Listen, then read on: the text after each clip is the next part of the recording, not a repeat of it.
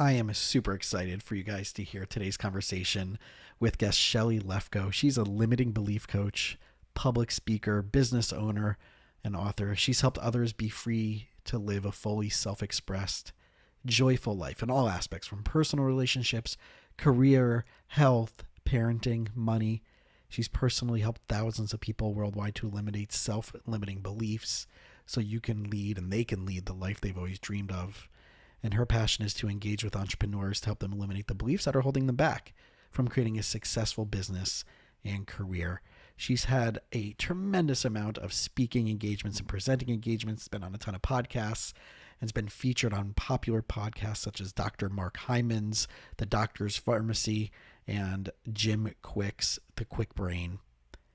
And I really do want to prepare you, because part of this conversation at the end is going to get into some very hot topic, button pushing, up to date what's going on in the world conversations. And you're going to hear me get into a little bit of some of the things that are in my world, some of the things that are really putting myself in a uncomfortable place and how I've been navigating it. So just want buyer beware. Today's episode at the end is going to get a little bit different, and a little bit more emotional, and a little bit more open than the average run of the mill, even though our conversations are pretty deep in the first place. But you're going to hear some stuff. So just buyer beware that near the end of the session, we're going to go a little bit even more deeper than usual. And I really do thank Shelly for allowing our conversation to go there. It was such a really powerful and deep experience. So I look forward to your feedback on this. And if you have any thoughts, any questions, anything that you want to go deeper on, please reach out to us. We'd love to hear from you, both myself, my guest Shelly in this episode, and any other of our guests. But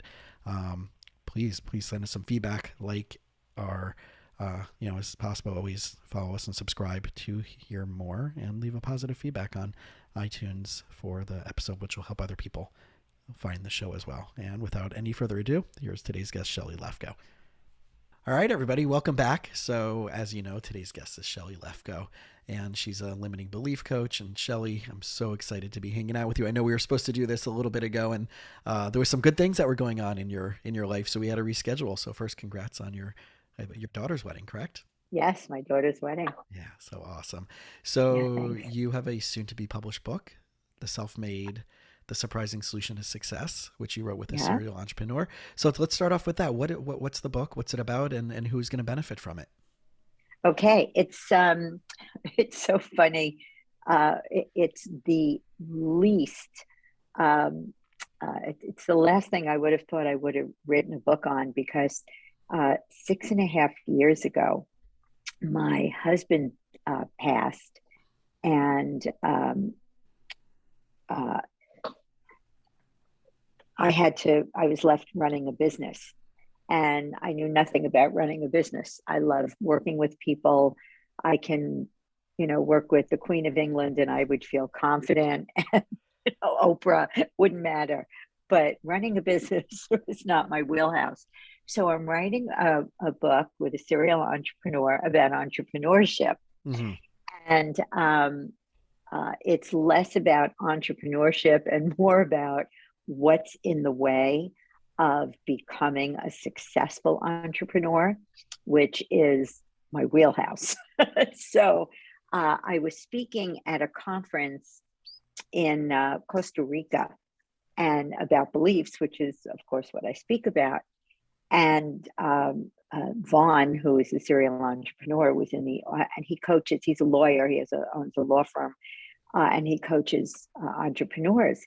And he heard me speak, and he went, "Oh my God, that's the missing piece."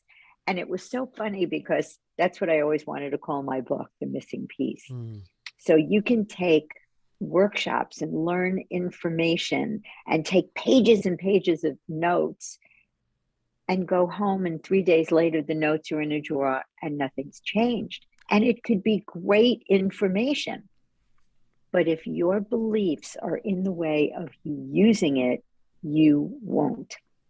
And so he said, and he said exactly what my husband said, my late husband, when he created this process, was that people know what to do.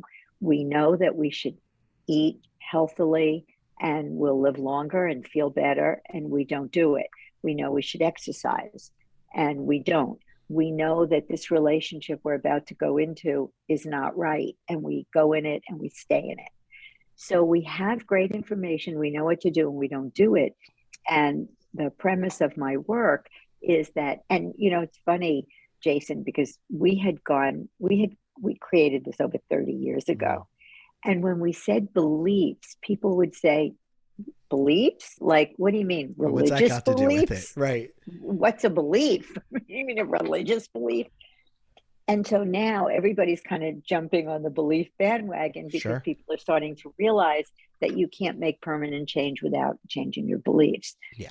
We have a process that actually eliminates beliefs quickly, permanently. And I watch every day of my life, people's lives change. And with entrepreneurs, there are very specific beliefs that keep them stuck. Yeah. It's so interesting. I'm in a Facebook group for one of the integrative medicine modalities I practice as a therapist. And someone today posted about, I know I should be charging more.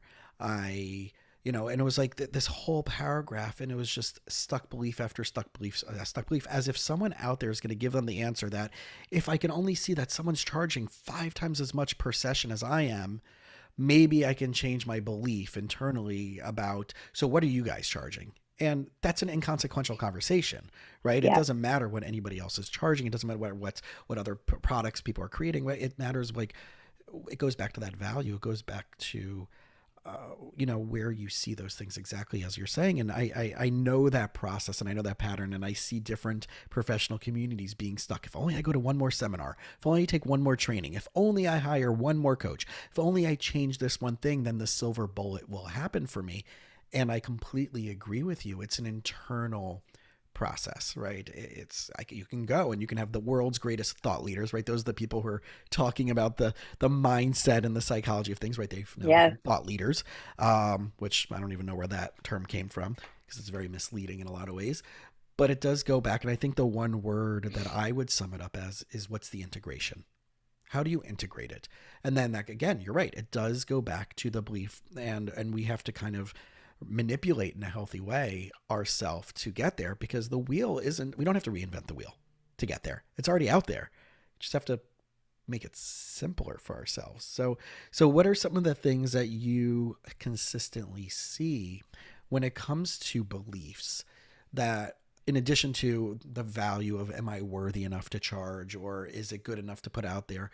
What are some of the consistent things that you're seeing over and over again that are blocking people from getting and accomplishing what they want? Well, the first thing is what you just said. Am I worthy to do it? Yeah. So I'm going to tell you the most common beliefs that people have, but I want to tell you first, what's fascinating is that no amount of evidence can get you to see that your beliefs are not true. So my best metaphor is I've worked with 5 Harvard PhDs who had the belief I'm stupid. Mm-hmm. So intellectually, they knew they weren't stupid, but they still felt it. They still believed it. And I'll explain why in a minute. But that's the first thing, is evidence doesn't get rid of your beliefs. So the most common beliefs that keep people stuck are, I'll tell you the 5 most common beliefs, and why I said about evidence is that most of us have read all the business books, Fail Forward. We heard all the quotes, mm-hmm. Just quote mistakes and failure, and you'll get 400,000 quotes on, Richard Branson says, if you're not failing, you're going to be mediocre. And, you're not trying if you're not failing. Right. Yeah. Larry Page and Sergey Brin said they wish they could start their own schools because kids come out of school afraid to fail. Mm-hmm. And we don't want you if you're afraid to fail. Doesn't matter. The biggest beliefs, I'm not good enough, is the number one belief that people have. Yeah. I'm not important. So what workaholism is I'm not good enough. I'm not important. But what makes me good enough, what makes me important, is having, or my achievements. So we have this belief, and we call it a core belief. I'm not good enough, or I'm not important. Now we have what we call a survival strategy belief. What makes me good enough is Mm-hmm. achieving things. So as long as I'm doing that, I'm holding this beach ball called I'm not good enough underwater. Yeah. But if a younger person comes in to the company, up in your face comes I'm not good enough. If your business goes under, I'm not important, I'm not good enough. So it's a driven behavior. You have to keep doing it. I've had many clients say to me, Shelly, I had one say, I'm worth $10 million. I'm on the cover of business publications. I don't know my kids. My wife is ready to divorce me. When is it going to be enough? Yeah. Yeah. Never. Right. It's never, because your achievements don't make you good enough. Absolutely. And I see it in unique lenses, right? As a therapist, and people show up with different, and there's really only a certain amount of archetypes to go around about it with a personality predisposition or story disposition that we have. So you're 100% right, accurate in that. And I love taking you to the next layer is what's those archetypes of those specific stories that makes them not good enough, right? Whether it's output, whether it's individuality, whether it's about Yeah. fairness and balance, whether it's about avoiding pain, whether it's about conflict, right? And we all show up in our own unique way, in our own unique story about how we're not enough in that unique way. And I love seeing those narratives and kind of chunking them into different categories and then helping utilize the resources and tools based on that lens that that person carries, right? And everybody has this, right? 100%. Everybody has their own I'm not enough in their own unique way. But my hypothesis is there's only a certain amount of categories, right, of that core belief, right? You can probably, and you've probably seen this in your experience as you, right, as your practice is they probably fall in a variation of X amount of stories, an X amount of baseline beliefs. And when we can empower someone through that lens instead of being a victim to it, you see those transformations, right? That's what your practice Yeah. is based on. So I want to go back for a second to the most common beliefs because I didn't say what they were. Sure. So it's I'm not good enough. I'm not important. Mistakes and failures are bad. If I make a mistake or fail, I will be rejected. Mm-hmm. What makes me good enough, and this is the big one, is having other people think well of me. Yeah. So if you have a belief mistakes and failures are bad, if I make a mistake, I'll be rejected. What makes me good enough is having other people think well of me. You can't put something out. You can't put out your 1.0, your 1.0 is before your Mm-hmm. 2.0. You can't do it because it's like, oh God, what if I fail? What if people don't think well of me? Yeah. So when you get rid of those beliefs, there's a huge shift immediately. The first thing that happens is from session to session, people say, like yesterday, somebody said, I posted 3 videos. They're not the best, they're not great, but I posted them. Yeah. And that's what you want. It's very The do it result anyway producing. type of mindset. Yeah. So I have a question. You said, what's the archetype? So what did you mean by that?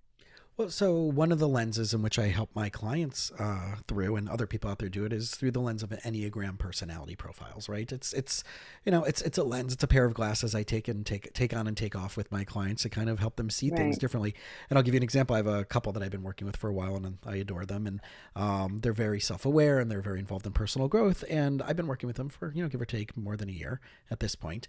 And I had them do this assessment over the last couple of weeks, and they come back and I'm explaining it to them, and I'm based on the results I started asking very detailed and specific things more than usual. And their response is like, wow, it's like you just moved in with us. Right. So, the Enneagram is a personality profile. Again, anything that I can use as a tool as a therapist doesn't necessarily have to be clinically published. And again, like I say, it's a pair of glasses I can take on and take off. But in this resource, I see, right, they teach that there's 9 types, and each one has its specific way of feeling Yeah. connected and stress, what happens when they're in stress and how do they show up and what can motivate them and what's the wounding, the story around the Yeah. wounding, right? So for example, ones are about like perfect. If Yeah. I'm seen as making the wrong thing, 2 is about helping, right? Me as a 4 is more about like uniqueness and creativity. 5 is knowledge and wisdom, right? So each one has their, they're healthy, they're average, and they're unhealthy, and we can all carry different elements of it. But I know it goes back to what's their core motivation of what they want to bring into their work life, into their personal life. So my practice, for example, is not just a therapy practice, it's an integrative mind body practice, and I specialize in integrative wellness, and and stuff like that. It's more unique than the average one of the mill therapy practice, and I also do business and entrepreneurship coaching. So it's not like you're going to a regular therapist and how does it make you feel? It's what is your purpose? What is your potential? What's your values? What's your all these different things that you're going to get from the entrepreneurship lens that you may not get from a typical traditional therapist. But yet I am a licensed therapist, right? Other people will be more, right, looking at it through the lens of, do I have enough information to make the right decision? Right? Which would be a 5. And a 1 will be, am I doing the right thing? And it's all black or all white. It's either all good or all bad. Right? So everybody has these core motivations, these core stories that they're trying to heal and fill. And I love using that as another lens to help empower versus seeing them stuck in victimhood in their own story. Oh. So we start with patterns. Mm-hmm. So I look at it from a different lens. We start with patterns. So somebody comes to me and says, I procrastinate. Yeah. And we uncover the beliefs underlying procrastination. And then they could be more of a 4 or a 7 or whatever Sure. they are. So it's just a different lens. Mm-hmm. People come and they say, I'm afraid to pull the trigger, or I have, I stay in crappy relationships, or I don't speak up for myself. So we start with patterns, and then we uncover the beliefs that underlie the patterns. Yeah. And then when the beliefs go away, the pattern goes away. And what I love is what you said about producing results, is that from week to week, what's different, what's the same, and then you see what you have to work on. Yeah. What do you notice that's different? And if nothing's changing, something's not working. Correct. Right. And that So definitely goes back to, right, what's still layered in there with the beliefs. And I structured this out years ago, and I call it TFAB. It's your thoughts, your feelings, your actions, and beliefs, right? Your thoughts are what's going on, and that's like the sub layer. But it's still all based on your beliefs, right? Right, your thoughts inform your feelings inform your actions, and your actions inform your beliefs, but your beliefs come loop back around and inform your thoughts, right? So that's the circle. And I love how you're describing it. Like if you're showing evidence moving in one direction, right, it's working for you, then your beliefs are more in alignment with something that's uplifting and holistically practical for you. And if it's still limiting with you, my guess is you're probably saying, well, there's still something in the belief that we need to tinker with to move you further down the line. yeah. So we talk about meaning. So your thoughts, your Mm-hmm. beliefs, have you give events meaning, right? Now, meaning comes from your mind. There's no meaning in events, right? Events don't have meaning. They Yeah. may have consequences, but they don't have meaning. Another way of saying that is we don't know anything for sure because something happens.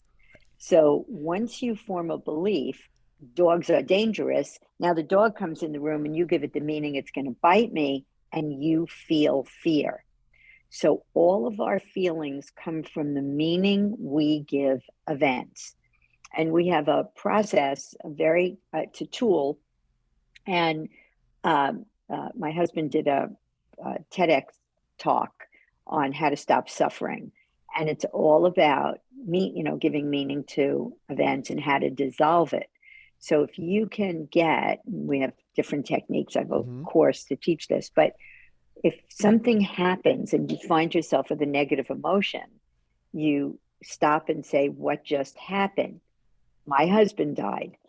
What meaning did you give that? Now, again, doesn't mean Mm-hmm. I didn't grieve, doesn't mean I didn't cry. Right. We're not But eliminating that. Yeah. right, exactly. But not getting out of bed wasn't a good idea. So I said, what happened? He died. What meaning did I give it? I'm going to starve to death. My business is going to go Right. under. And then I would stop and say, well, it could mean that. And it could mean that I have an opportunity to step up and figure it out, which I did. And we had the best year we ever had that year, which was bizarre. But then I would find myself again feeling sad. And I'd say, Shelly, what happened? Morty died. What meaning did you give it? I'm going to be alone for the rest of my life. Well, it could mean that. What else could it mean? It could mean I have a second act coming. Mm-hmm. But what does it really mean? What do we know for sure? Because that happened? Nothing. Right. So not that it doesn't matter or it's no big deal. It just doesn't have meaning. We don't know anything for sure because that happened. It's funny. I've been on big, giant, amazing podcasts with 25 million downloads, Yeah. and I've been on smaller podcasts. And the fact that it has 25 million downloads doesn't necessarily mean that the smaller one is not going to produce a great result. So people go, oh, I wouldn't do that. That's too small. Well, that's nonsense. You may meet somebody in that podcast, somebody might hear you that could totally change your life. Correct. If somebody doesn't return your phone call, that doesn't mean that they don't care about you or they don't like you. The event has no inherent meaning. Yeah. And when you get that the meaning is in your mind, not in the event, the feeling goes away. And then you can interact with it. Then you can deal with it. Then you could say, Jason, what happened? You didn't return my call, or Right. You can become curious about it versus already, have a judgment about it. And I think, and I love everything you're saying. And it's like, as you're talking, I'm thinking of like, okay, cool. So like, I read, in the 4 agreements, right? Don't make assumptions. Don't take anything personally, right? Those are 2 out of the 4. Right. The first one is be impeccable with your words. So even when you're talking to yourself about yourself, don't crap talk yourself, right? But number 2 is don't make assumptions. And 3, it's not about you. Don't take it personally, right? So that right there is another lens exactly supporting what you're sharing and teaching. And then obviously the whole world of law of attraction and Esther Hicks and all the other people, right? The Joe Dispenzas and anybody who's doing the neurology based emotional realities are also, right? All of this informs, because at the end of the day, for me, even though I'm a therapist and we think about like neck up, I'm very, very, very into the physiology of stress, the physiology that emotions are really just biochemical. The neuropeptides of our DNA carry our emotions. So therefore we can have a discomfort in our low back from an emotional stressor, right? So this is very much in my wheelhouse and what I love talking about. And I do want people who are listening to, reorient themselves exactly to what you're saying and understand, right? The meaning that we put to it is what creates our world. And our world is sonar. What we believe is what we put out there, and it's going to reflect back, and that's what's going to show up over and over and over again. And you can't talk your way out of that paper bag unless you do change your yeah. And beliefs. you said one thing, Jace. Don, everybody, Don Miguel's book is wonderful, and I love it. But if you say to somebody, don't take things personally, Right. and they have the belief, I'm not good enough, or people don't like me. That's a great. I'm not likable. People don't like me. Whatever beliefs you have in the way, it's very hard to not take things personally. Yeah. So again, there's a lot of great information out there, but if your beliefs are in the way, you're going to have to use what we call the occurring process a lot. Mm. So you can be, now that you have this little tool, somebody can say something and you take it personally and you get upset, and then you stop and go, oh, what just happened? They said that. What meaning did I give it? They don't like me. What else could it mean? They are trying to contribute to me. What does it really mean? Nothing. Right. But you're going to have to do that a lot if you get rid of the beliefs. I'm not likable. People don't like me. Just get rid of those beliefs. Then here's a great example. The belief that ran my life, Jason, was what makes me good enough is having other people think well of me. My mother was an angel, and all she wanted was for me to be happy. And she thought what would make me happy was having a lot of friends and being popular, not getting straight A's. So, somebody would say, oh, your friends invited you? Oh, your friends didn't invite you? You know, so that was when I got rid of That that became belief. embedded. Yeah. Yeah, that was my belief. So I'd walk away from people going, did I say the right thing? Did I ask about her mother? Now, when the belief went away, what I noticed was my father and my brother were the people who plugged me in the most. They would say, you don't use your head, my father or my brother. Oh, you don't think sometimes. And I used to get defensive and I would yell and say, don't you talk to me that way? And I know I'm not, and blah, blah, blah, blah, blah. And once the belief went away, I no longer gave meaning to what they were saying. Yeah. It didn't mean I didn't have their approval, didn't mean I'm not good enough, didn't mean this, didn't mean that. And it was like watching a puppet show. They would say things and I would just go, oh. And it wasn't like I didn't have to sit there and go, I'm not going to get sucked in. I'm not going to take it personally, blah, blah, blah, blah. Right. You didn't have I to just, recreate that whole narrative. Right. I just didn't. It Right. was just like, oh, they're saying that. Right. It's And that's their like thing. And you don't have to buy into it. You don't have to believe it. And I love that. freedom. It's freedom. It's 100% freedom. Right. In my neuroemotional technique world, we call that near neutrality. Whether it happens or it doesn't happen, I'm okay. And I even take it a step further. And what I tell my clients is like, how do we get to a place of things being inconsequential? Right? We're 2 years out from another presidential election, and how do you make it inconsequential about whoever's in the White House, whether it's the person you want, person you don't want, right? It's how do you make it inconsequential so you can shrug your shoulders at it and move on every moment of every day in with your mission and with your purpose without having to use anything outside of you as a justification or excuse for your own suffering. And that's really like that's one of the reasons why I created this podcast was the topics that I'm talking about with my clients are really a cultivation of the resources and the conversations and the conferences and the trainings that I'm doing. And I get to bring it into my private practice. And now, if I'm only able to see a certain amount of people a week, well, I want to also share this information, right? So it's a reverse engineer. Now it became not just a tool, but it's now the stuff that I'm talking about with my clients is now the people, right? It's now becoming what I'm talking about on my podcast. So there becomes this reverse, right? Flexible, going in both directions process. And it is all about going from victim about whatever that thing is, that whether it's an internal and external story or an external thing that happened to you or a trauma or a drama, then moving into empowerment on whatever topic that is. And that only goes back to exactly what you said. What is the belief and the meaning that you carry about that? And one question I love asking my clients is, what would you also have to give up in order for that belief to be changed, right? What's the risk involved? And like, well, there's no risk. Well, if there wasn't a risk, then you probably would be doing it already. And risk can mean a lot of different things, but who would you have to offend? Who would you have to no longer honor? What would you no longer have to honor? What about you are you afraid would most have to change? Who do you think would leave your life? What would you not be able to give time, effort, energy, and attention to anymore if you decided to change your belief into a more healthy way? And that's right. That's where we start playing some hardball and start seeing some really stuck stuff in those conversations.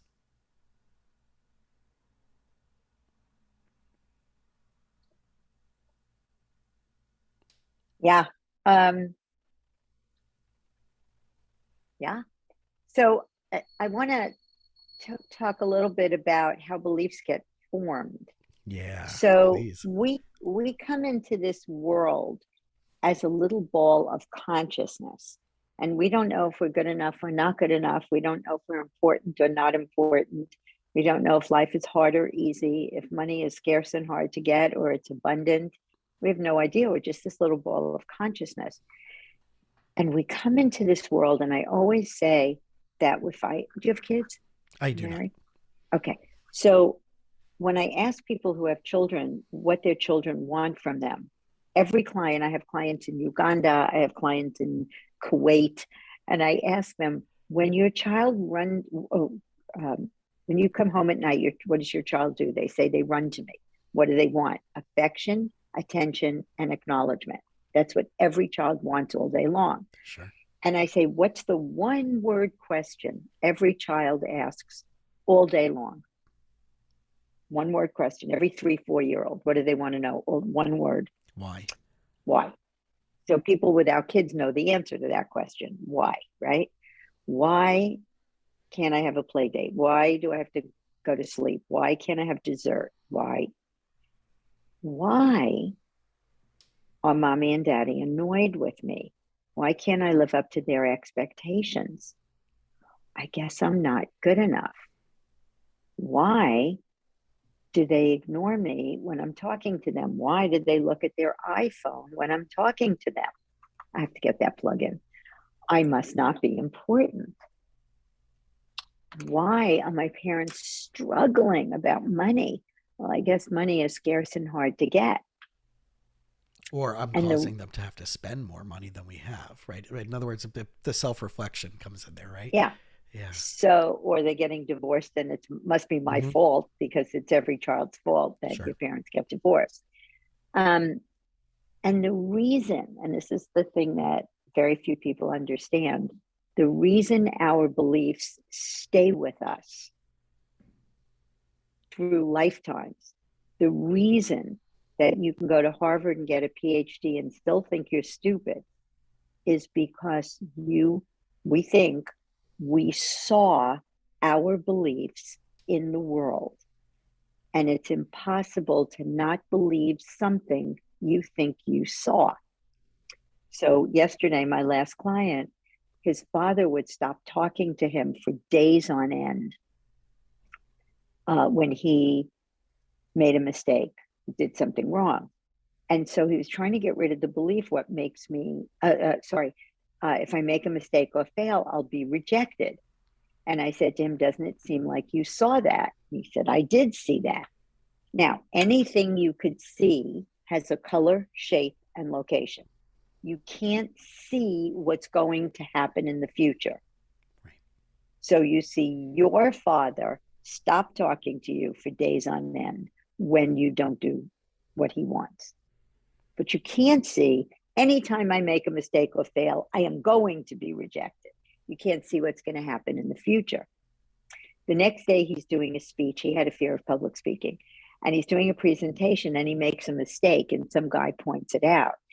And he says, oh, tell me the right answer. And he says, oh, thank you for speaking up. I wouldn't have wanted anybody to walk out of here with the wrong information.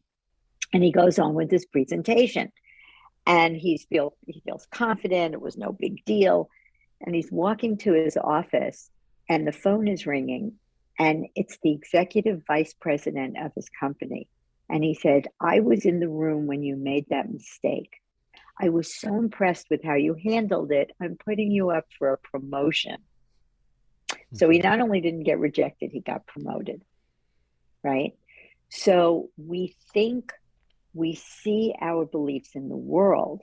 So most self-esteem beliefs are created in the first 6 to 8 years of childhood because most parents don't have parenting skills, which is why I created a parenting course. Yeah. And there are certain cultures. So I'm about to do two-day workshops in Vietnam, and they're parenting workshops, and I'm really excited. And we have 300 people Friday who are going to be on Zoom for a little taste of it. And I'm really, really excited because Asian culture, it's all about A's. And you must get straight A's, and you must achieve and performance and achieve and play the violin and play it perfectly. And so you become a human doing and not a human being. Correct. And I always tell parents, acknowledge your children for being. I love being with you. You're a joy to be with. You're warm and kind and thoughtful.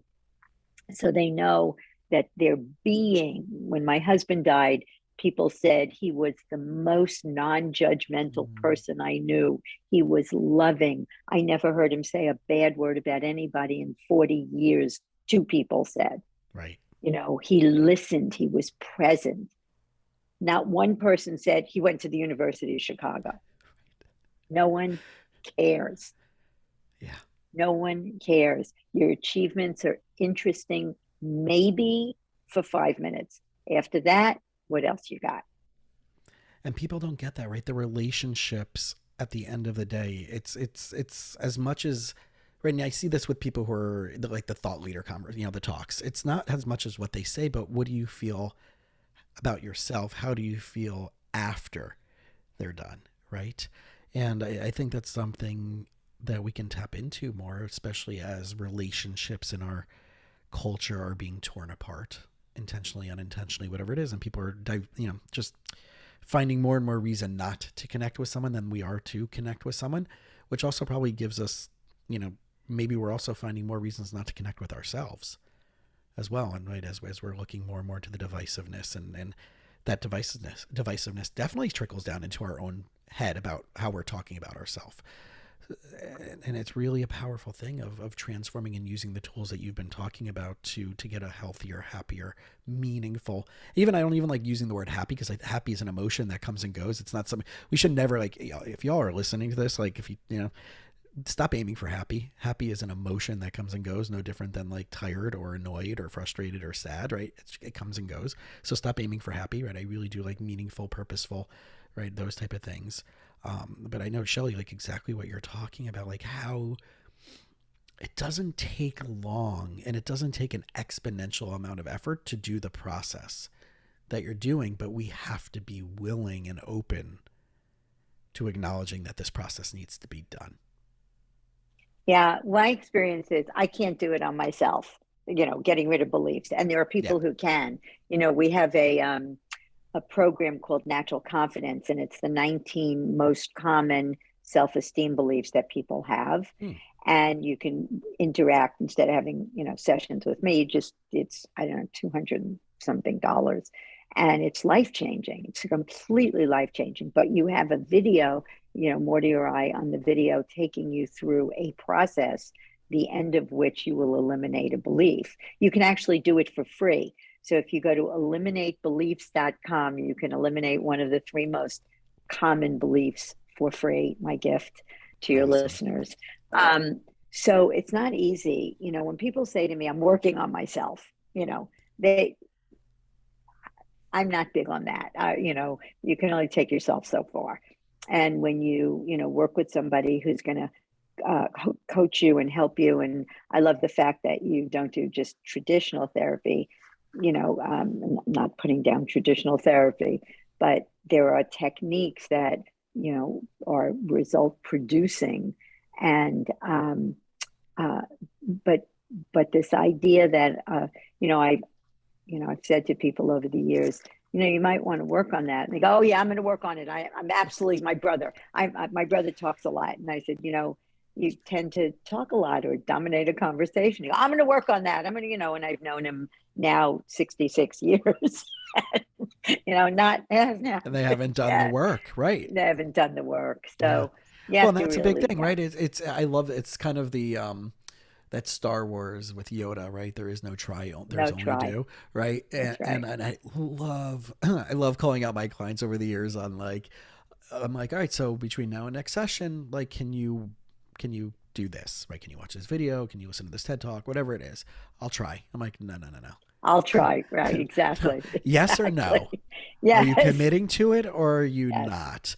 Because Yes. when I say to them, like, if I hear I'll try over multiple things that I ask you and which doesn't get done over multiple sessions, then I'm going to try not to fire you.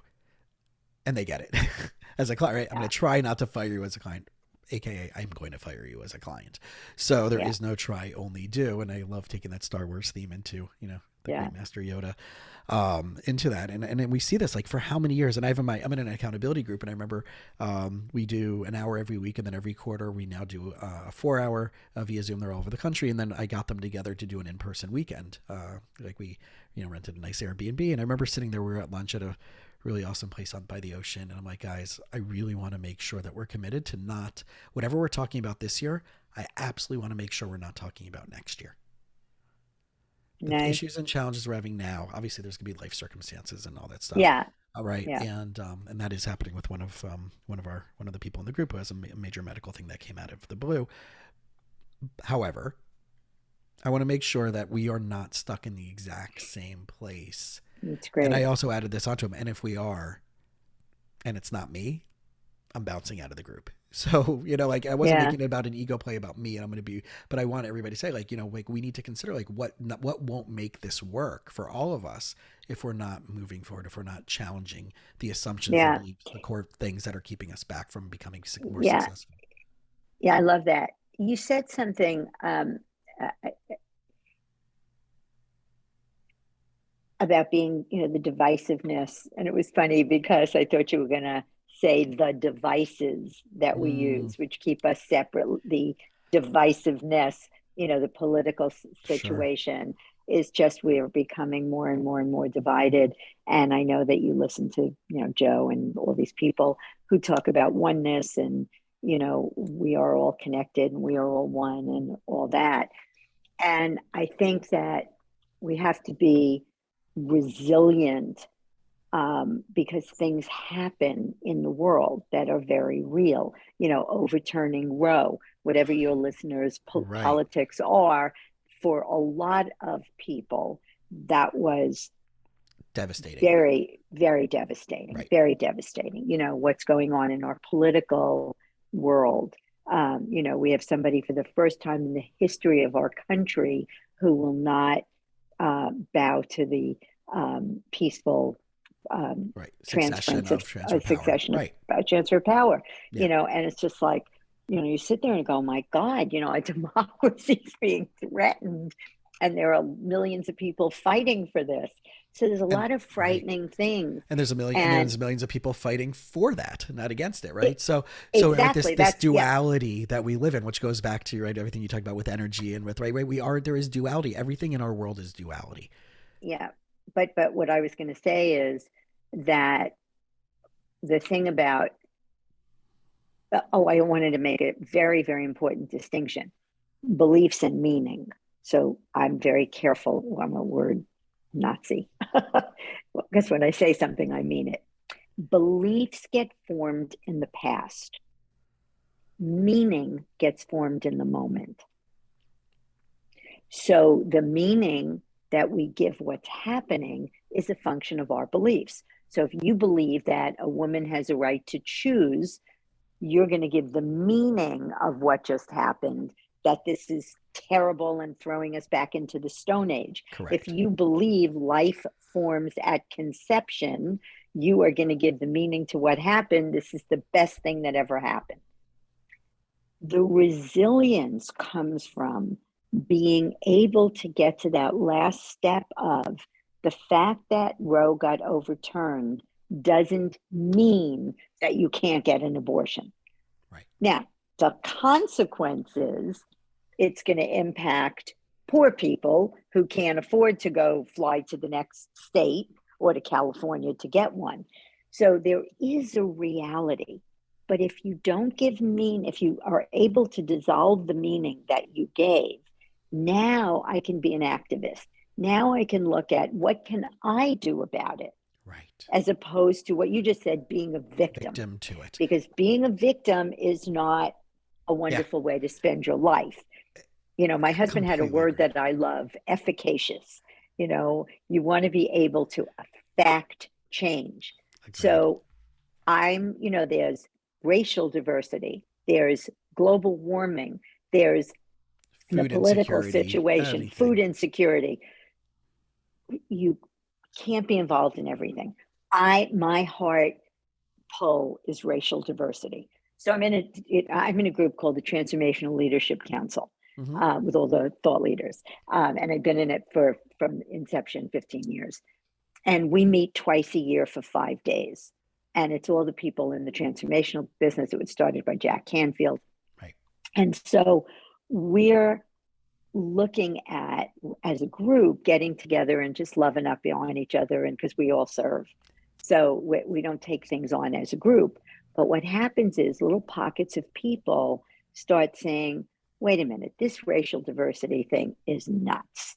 When George Floyd died, when George Floyd was murdered, my heart was broken, just broken to watch that. So I went into a diversity group, and we meet twice a month for 90 minutes, and we read books, we educate ourselves. I just watched the movie 13th. Mm-hmm. unbearable, but important to educate ourselves in what is good. Because education is, again, if you have beliefs, it won't matter. But if you at least know what's going on, now I can start doing something. So, as opposed to being a victim and going, oh God, the world's going to hell in a handbasket, and there's this and there's this, Right. and you could lay on the couch and suck your thumb and watch television and go unconscious. But if you can get rid of the beliefs that you have about your own your own um, uh, Biases or prejudices. biases. Yeah. Thank you, get rid of your own, eliminate your beliefs so that you could be different. Yeah. But short of that, at least look at the meaning you're giving events and get that the fact that a Black person robbed your house doesn't mean all Black people are bad. Right. It's just It's a deconstruction of everything, right? In other words, yeah, we like, it's what I, if I, were to sum everything up, is that we have momentum, right? Our thoughts and our feelings and our beliefs, right? All these things, all these layers that we've talked about create momentum in our life. And in order to feel better about what's going on, in order to be more proactive about what's going on, we have to find a time to stop and deconstruct that, so that the momentum can be by our own doing, not by the gravitational pull of what we've become limited or challenged or yeah. stuck to. And everything you're saying is so profound and so powerful. And that's why, like, I love having clients that are opposing political views. I mean, and I have this joke that I say with them, like, listen, I don't care who you vote for. I don't care who you sleep with. I don't care who you're voting for while you're sleeping with someone. Just don't be a dick. Right. And I have Oh clients, my God. right. My ex son-in-law, my grandson's father, when he was little, Mm, I just told this to somebody yesterday. That is so bizarre, just bizarre. He used to say to him, Loki, don't be a dick. right. It's that The first simple. time he It's that said it, simple. Jason, the Yeah. first time he said it, I went, no, that's a good message. Right. Because I have Don't friends be a that are dick. like radical. I mean, I have That's friends that are so like, funny. Tea Party. Well, I guess MAGA is now Tea Party 2.0, but like, right. I have friends that are like all the way out, like, and I have clients that are all the way on the other political spectrum of me. Wow, good for And, you. and we, right. And it's just like, what do we both want that we both agree about? Yes, we may have different entryways about it, but are you okay? Right. I always ask this. Are you okay with working with somebody who might have a different belief than you? I'm okay. Wow. Right. Wow, And wow, are you wow, okay? wow, Are you wow. okay getting your help? I mean, just to tell you, I remember years, it was a few years ago. I had this couple I was seeing when I was still in office pre-pandemic. Um, it's like was it BCAD right now? It's PP, pre-pandemic Right. and after pandemic or whatever it is, whatever we're in right now. And this guy went on the husband went on a rant, and somehow he started saying something about, like, and the Zionists and this, and I'm like, are you okay with a Zionist saving your marriage? And he just like his brain just shattered in the room in front of me, right? Are you okay with someone who believes in the independence of the state of Israel helping you save your marriage? And they never came back after that, right? Because, like, he just had spouted this thing, and I'm like, I'm okay helping you. Are you okay with me helping you? Right? Are you okay with this Jewish therapist helping you when you just went on this, like, stupid anti-Semitic that you have no even clue what you're even talking about, because you're just rehashing something you found on the internet, right? And that just, like, and they disappeared, and they're lost, because like I said, I don't care how you pray, I don't care who you sleep with, just don't be a dick. And that person was a dick. So they're lost. They just lost out on a tremendous opportunity to move forward in their beliefs, assumptions, and expectations of what's holding them back from getting. So I really do think that, like, if we all do the work, like, I take pride at I'm 43, I'm turning 44 on Monday. I take pride in having Happy multiple, birthday. why, thank you very much. I take pride in having multiple people from multiple backgrounds in my life. And it all goes back to, again, core values. You may practice it differently than me, but do we have the same values of, like, yeah, I don't necessarily always agree with how someone's going at it.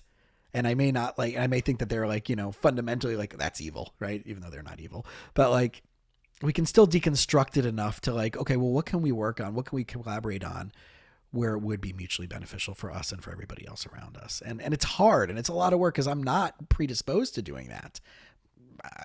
I'm a grandchild of a Holocaust survivor. So the world is, there's that story. The world is out to get us. Well, is the world really out to get us? Well, let's look at the rise Wow, of it, that right? So there's so that's many layered so, complexities to it. no, that's very, very, very thought provoking because it used to be that you had different ideology. So my mother voted for Stevenson and my father voted for Eisenhower, and it was Right. like no big deal, and it was just different Yeah. ideology. But today, and it's so that distinction, I'm a distinction girl, Mm-hmm. that distinction you just made, different ideology, they may be different, but are they being a dick? And I have to really think about that because for me, I live in Marin County, California. Right. So we're so left leaning, we're all on the floor, right? And I have one friend, I'm in a women's group, these TLC people, a Transformational Leadership Council. We have Mm-hmm. the biggest contingency here in Marin. So we formed a women's group.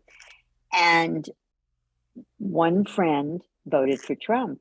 And I had to, I had a lot of come to Jesus conversations because for me, it's do you embrace? I know her and I love her. She's my Right. sister and she's one of the most extraordinary women. She's a meditator. She Right. does How seva, could someone like that go for that? Right. There's a it's lot like of right assumptions that go you know, along that. if my Yeah. brain falls out.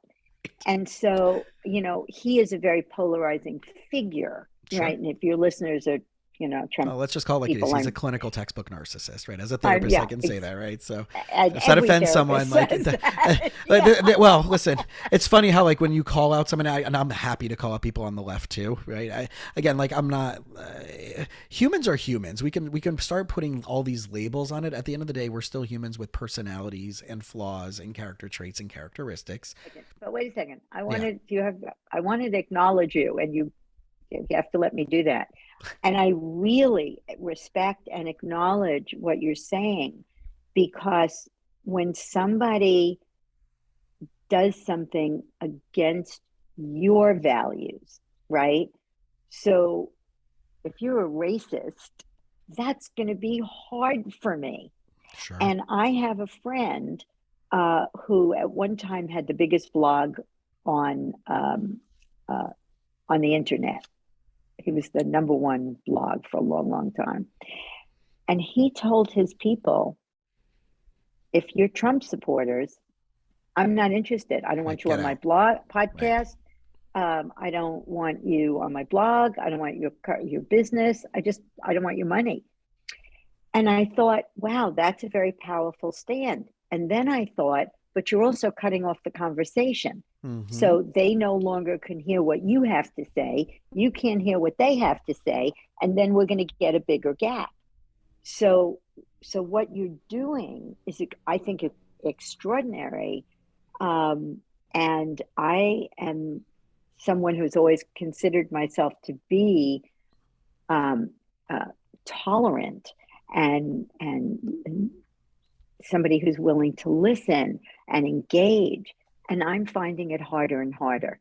Oh, for sure. I really Well, that am. goes back to the point, So and I'm not saying I'm perfect at it, but thank you. I mean, I'm not perfect at it. It's something that I'm trying to consciously work on more and more. And still, again, it goes back to my biases and my judgments and expectations. And of course, there's like, I was on TikTok, and now there's this person, like, again, like just going back to like, this middle of America white girl who left her like specifically like she left a Christian cult, and now her whole TikTok is about like anti-Zionism and anti-Israel and the Israel lobby in America and all. And I'm like, God, you're so right. The amount of misinformation on any topic, and again, it could be on whatever it is, whether it's abortion, whether it's about right racial justice, like the amount of misinformation that's out there, and that everybody jumps away at the Ben and Jerry's thing with like pulling out of Israel, and it's like, well, why is that the only issue? And they just sold right. Unilever just sold the Ben and Jerry's company in Israel to the private company that's been doing it in Israel. It's been a whole thing about like we're boycotting it, we don't want to sell it. But why is that the only topic? Why are they not boycotting other countries that are having other social justices? Why is it that one thing? Is it really anti-Semitism? It kind of is, as much as you say, no, we're not, but then you're not doing this for other countries that you're selling your ice cream to about other topics. That kind of leaves you with a little bit of a bias about that belief, as much as you say, we're not, we believe in free society and free this and free that, but we're against, whatever. But so how do you deal with, the Nazis are coming Yeah. out of the forest with the Oh, I want to torches know where they are. saying I want to know Jews where will, they yeah, are. but wait, Jews will not replace us. Yeah. And he says there's good and bad on both sides. Right. No, they're No. Nazis. Right. But do you know what? Like I just said, I want to Okay. know the beautiful thing about what's happening. This is my spin on it with any issue, right? And we'll use this as like, anti-Semitism and racism and bigotry and stuff like that. Pre this, no one knew who that person was because they can keep it under wraps. Now we know where He they are. brought it out. He brought it out in the That's the open. blessing But of this. here's where beliefs come in again. If you have a belief that Jews are Mhm. not human, you can kill them. Well, I You want to can know where put them those in people gas are. chambers. I don't want to know Right. that they're hiding in the corners lurking in some secret society, which they're putting on, right? Which exactly the words that they're doing, that they're lurking behind society and doing all these things that the Zionists and the Jews and the Israelites are doing these things exactly that they're doing. Everything is a projection. Right, this is actually the most Jewish I've talked on a podcast, the most like specific agenda, right? But everything that you're right, anything that any group calls out on that we hate, that group is doing it in their own unique way, in a way that they don't realize, right? It's such a psychological projection of their own thing, right? Whether it's macro to micro or macro to micro, that they're doing the exact same thing in their own unique way, except they're But project but because it's so unclaimed and unowned and unevolved but about here's them. the thing. Yes, but here's the thing. I don't ascribe to organized religion. My husband used to say more people have been killed in the Right. name of religion than anything on the planet. Sure. And that's the truth. That's not his opinion. That's true. More people were Well, killed in the name of what's the religion. numbers Monsanto's up to? Oh, uh, my daughter went to WashU, and when they graduated, they had the Monsanto logo with a thing through it Yeah. on their What's the numbers graduation there? Right. Again, caps. everything is context, right? So like when people are talking about $5 gas, well, I know it's probably way more by you guys, but I'm in South Florida, Oh, so it's like 5.25 for premium gas. Right. 6.35. Okay. Yeah, Right. yeah. But number one, how many years of subsidies have we had to the gas industry, and how much money is coming out from the government to actually to discount that and all those different things? But then those same people are going into Starbucks and spending $6 on 12, 16, 18, 22 ounces of coffee. So you're okay paying Interesting. $6 for 24 ounces of coffee. But then you go to the UK or anywhere in That's Europe, so and you're interesting. paying per liter, you're paying equivalent of $6, $7, $8 per liter. What we're now just paying for a gallon, but those same people are still okay walking into a Starbucks or even a Dunkin' Donuts and paying $4, $5, $6 per 18 ounces. So again, the context of everything and juxtaposition of everything, anything in of itself can be an issue. But when you start leaning it against, well, but what are we comparing it to? What are we putting it up against? Then what do you, but you're paying for a cup of something that costs 25 cents for you to make at home, or 50 cents or a buck that costs you to make at home. You're willing to spend $6 for 24 ounces, but you're That's bitching and moaning so about $6 per interesting. gallon. But then go rent a car in Europe, and you're paying $6 to $8 per liter. That's so interesting. That's So very good. context is everything. And I Everything. think that really does go back to the beginning I of have a, what is your belief, assumption, and expectation for sure about all this. yeah, So as we wrap up, context. context is Yeah. everything, right? Context. I say context is decisive. Yeah. Yeah. So as we wrap up, and I know that you and I can probably sit and talk for hours, which is Yes. amazing. And one of the reasons why my not so secret is like I use my podcast again in front of people I really want to spend time with, because most of them don't exist here in South Florida. So Oh, but I really do appreciate the time, and I want to just give you an opportunity for you to kind of give a shout out of where people can connect with you, where they can find more of the classes, the products, the services, workshops, all that good stuff. So where should they be going? wait, now I just want to say one last thing, and I will tell Sure. you that last now I understand because you live in South Florida, which is where my family lives, by the way. Um, how you can either decide to be who you are or scream at the TV like my brother does when Ron DeSantis talks and have your head explode. My nieces and nephew think he's going to have a stroke.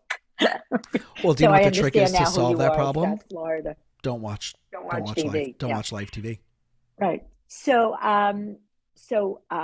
eliminatebeliefs.com. You can go and eliminate a belief for free. And that's basically, if you want lots of information, you can go to lefkoeinstitute.com, LEF as in Frank, KOE, Institute, there's a lot of T's.com.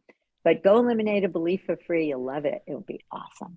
I'm so excited, right? Of the fact that like we can just do this, just right again. People are like, oh, I'm going to hear this and I want to go do it. Then go do it, right? If this is something that in our conversation that right, Shelly and I have been talking about, and there's something that sparks something inside of you, don't do it while you're driving, right? But where most people listen to their podcast, but go right. Take this course, take the reading, right? You know, keep an eye out for the book is coming out when. We have no idea. We'd like to say September, but we'll Okay. see. We All keep right. rewriting it. In fact, I Yeah. have a book meeting in minutes Fantastic. to So go good. So over the right. So last keep an two eye out. So chapters. yeah. So check out the website so you can check out the book of all these things. And obviously there's an amazing amount of resources on your website. And Shelly, I really do want to thank you for hanging out with us today. Thank you. Thank you for having me.